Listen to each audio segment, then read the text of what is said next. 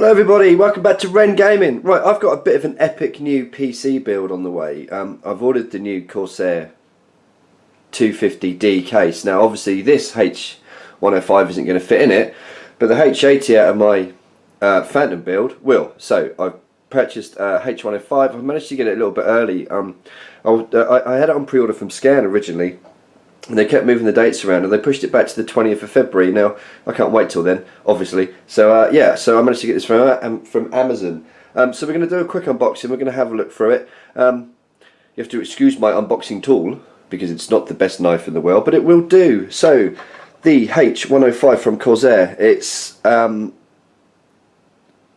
very simple, to be honest. It's got the same mounting system as the H75, which is pretty much toolless. There's no fucking about like there was with the H80i, the H100i. 38mm thick radiator. This is the only problem that a lot of people might have with clearance at the top of their cases. Now I'm not actually sure it's going to fit in my 630 fan, so I might have to mount the fans on the top, but I'll get it in there somehow. So we'll have a quick look at the bits and bobs. It says a large 240mm times 38mm radiator with more surface area for superior cooling and performance. Advanced SP120L fan design. Well, if like me you don't particularly like these fans because they are quite noisy, I always go for the SP120 quiet editions. The static pressure fans, the AF ones are okay, but if you want to move air through a radiator you need to use the SP ones. Improved mounting bracket, low evaporation, easy bend tubing for quick installation, and copper microfin cold plate and low noise pump for quiet and efficient cooling. There's also lots and lots of things. So in the box it says we have the Hydro Series 105, two SP120L high performance fans, the mounting bracket and hardware, colour accent rings. Now these are a nice touch and I'll show you them in a tick. A quick start guide and a Wi-Fi cable for connection. Now this doesn't come with the Link software, and to be honest I've had nothing but trouble with the Link software. I mean it worked fine, then Windows 8 didn't like it, and Windows 8.1 doesn't like it at all, so you know, don't need it. On the back it's showing some performance. We've got an Intel 3960X at 4.6, 100% load. Apparently this runs at 63 and it fails on the Intel cooler. It's always going to fail on an Intel cooler because they're shit. The sockets that support, so we've got Intel, LGA 1150, 1155, 1156, 1366 and 2011, AMD, AMD2, AMD3, FM1 and FM2.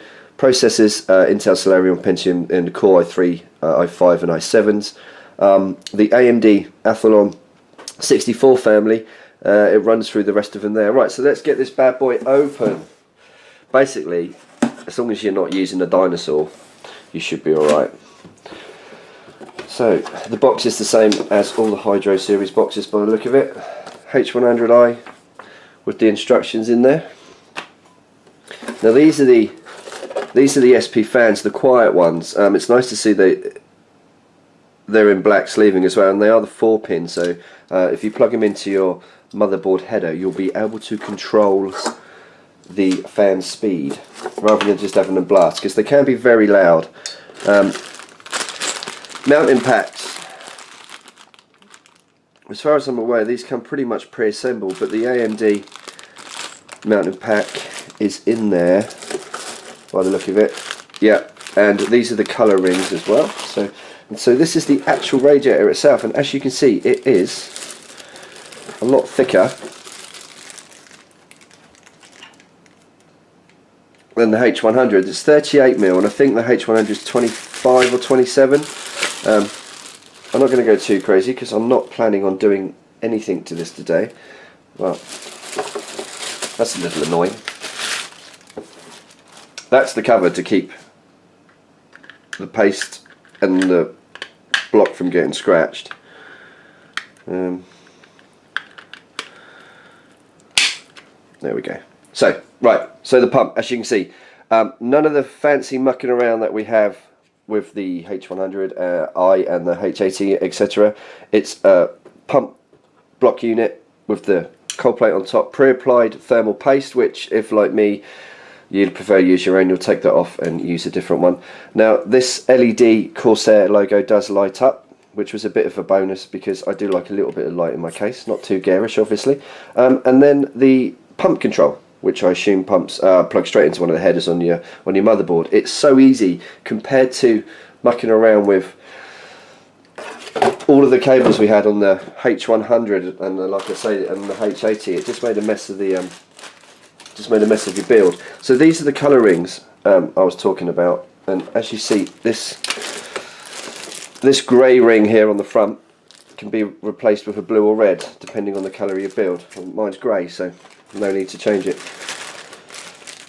Fixtures and fittings. This will be for AMD sockets. This is a backplate for, I assume, the one I'm going to be using it for. Looks like the Intel one. Fan splitter cable. If I need to explain that, lots and lots and lots of different screws, everything you need to fix it. I'll get some performance benchmarks up, but it won't be till next weekend. I've got some time off next week. It's when I'm going to put this in the new case.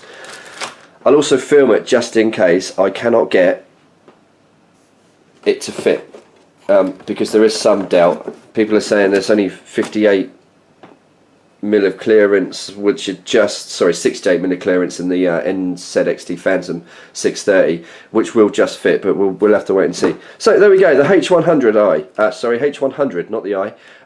Brand new from Corsair, new thicker radiator, same old fans, new mounting system, same as a H105. So thanks for watching, guys. I'm going to do a few unboxings. There's going to be an MSI Z87i gaming, that's the mini ATX board. I've also got a MSI 770, which is a bit of a treat card. That's a gaming one. So I'll get all these up. Yeah, like I say, thanks very much for watching, guys. I'll see you all very, very soon.